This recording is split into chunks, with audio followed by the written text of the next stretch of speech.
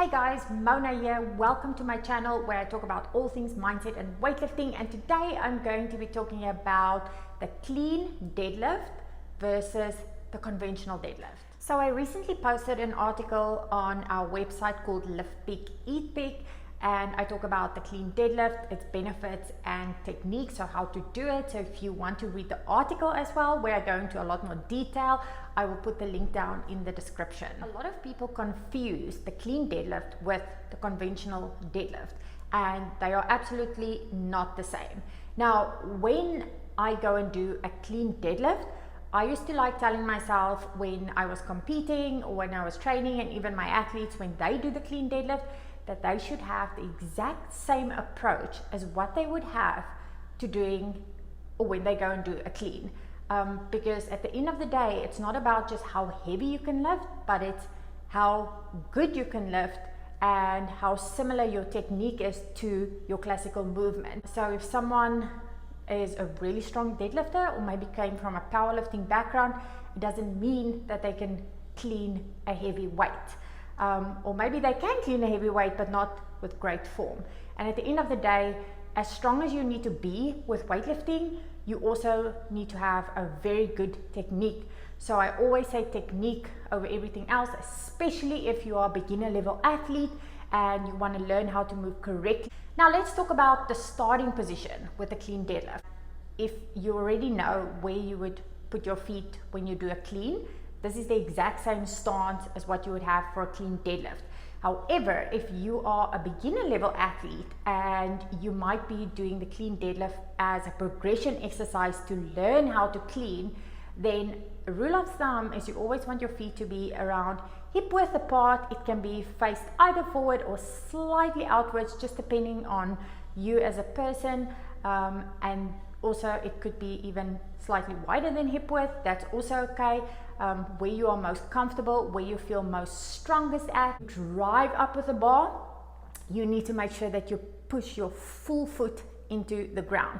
So not from your toes, not from your heels, your full foot needs to push into the ground. And obviously your grip, so let's go to grip now. You want to be either just slightly wider than shoulder width or the exact same position or grip as you would with a clean. So you either want to hook grip the bar or you want to use straps. Now always, if you're on a beginner athlete, I would always recommend using the hook grip so that you can get used to that movement and so that your thumbs can get used to that movement as well. Now if you don't know what the hook grip is, I do have a hook grip video that is on my channel. Having a hook grip, you can also relax your arms a lot more.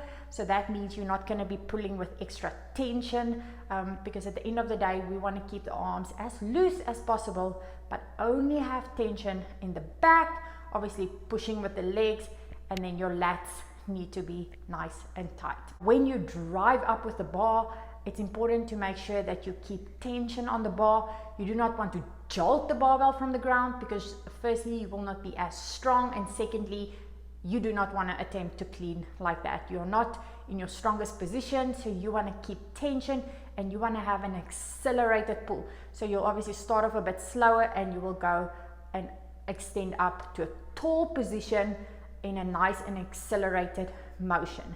Now, when you are in that tall position with a clean deadlift, here is the super important part. When you do your clean deadlift, when you are in that tall position, you want to make sure that you keep tight. Now, I like saying that the shoulders need to be over the bar.